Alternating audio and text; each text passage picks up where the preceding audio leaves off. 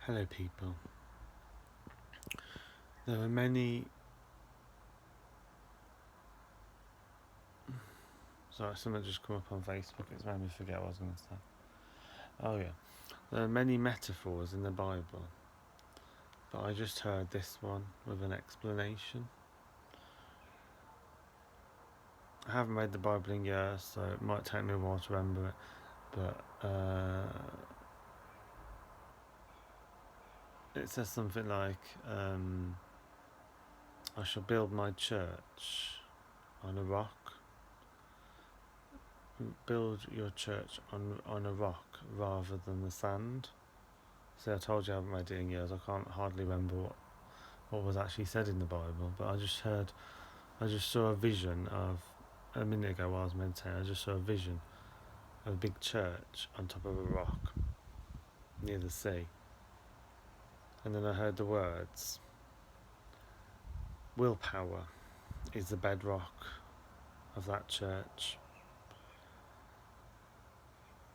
Many subjects are covered in the Bible, but this one is particularly important because in today's age we allow technology to take over our mind, our body, and even our soul. But the thing is, unless technology is used for our highest advantage, then it can destroy us. Spirituality and technology need to go hand in hand, or else one will destroy the other. However,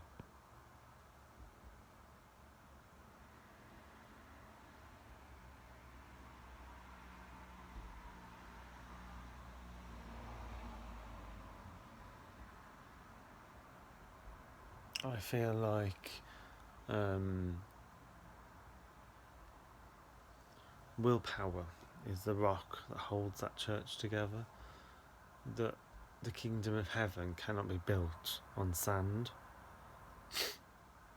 What is the kingdom of heaven? When Jesus was talking about his church or his temple, what was he actually talking about? He wasn't talking about a physical building, which a lot of people think when they read the Bible. What he was actually talking about is that the power to unlock the mind is actually the temple. Because what would a spirit, which is God, do with a building next to the beach? What could a spirit do with that building? They can't do anything with that building.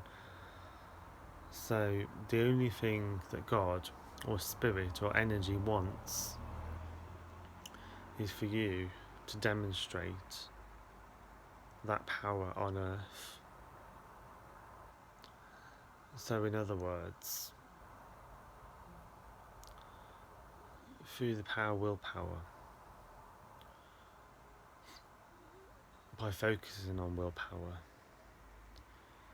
by visualizing the word willpower, we can increase our willpower so that we can increase the power of the mind, which is the way that the soul can unlock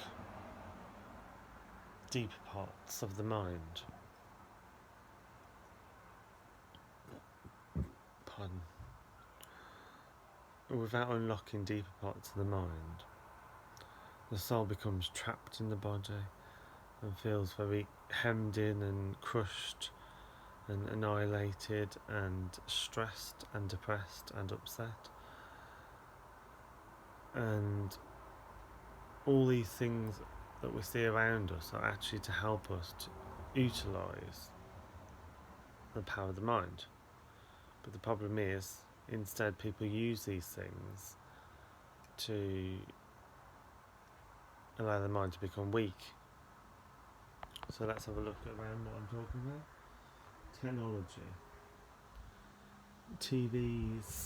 TVs, internet. So I've got nothing wrong with technology. I actually like technology. I actually have a phone. Obviously I've got a phone because I'm doing the video. But I also have an iPad. I have an iPod.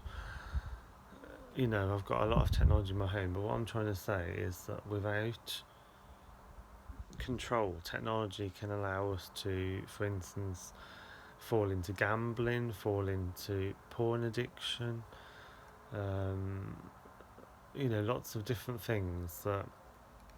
I mean, I was watching a video on Sadhguru, and on the video, it said over 70% of the whole internet is full of porn. That's crazy, isn't it? What does that say about humanity? It just says that it's allowing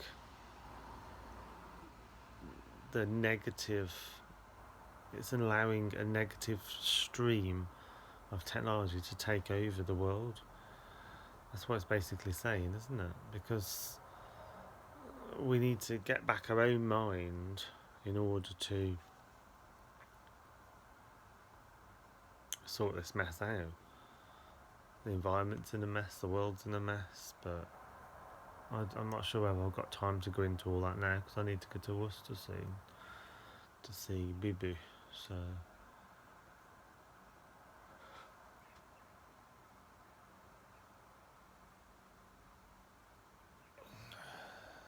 I'll give you an example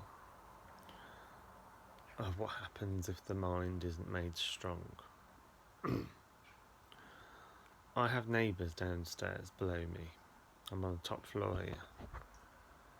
here. And they have put glass on my door before. They've argued with, well, actually no, they haven't actually argued with me. Put chocolate to try and kill off the dog. Put grapes to try and kill off the dog. Now, I could quite easily get very worked up and angry, and I have in the past, and very upset about it. But I am really trying to focus my mind on praying for them, because that's the only way I can get control of the situation is by having peace. If you have peace, you'll be surprised that you will be able to say what you're thinking more because you won't have any fear in your mind. For instance, people who feel guilty because they've done something wrong have fear in their mind, whereas I know I haven't done anything wrong, so I know I'll go to bed late because I do meditation till late into the morning. Well, no, early into the morning. So I do tend to go to bed late, like 2, 3 in the morning, because I do meditation until those times. But I don't play music. I use earphones if I play music, and yeah. But so I've actually confronted my neighbour about it, and I've actually knocked on his door before and had to go with him about it. The weird thing is, if I hadn't been praying for him, I wouldn't have even been able to do that.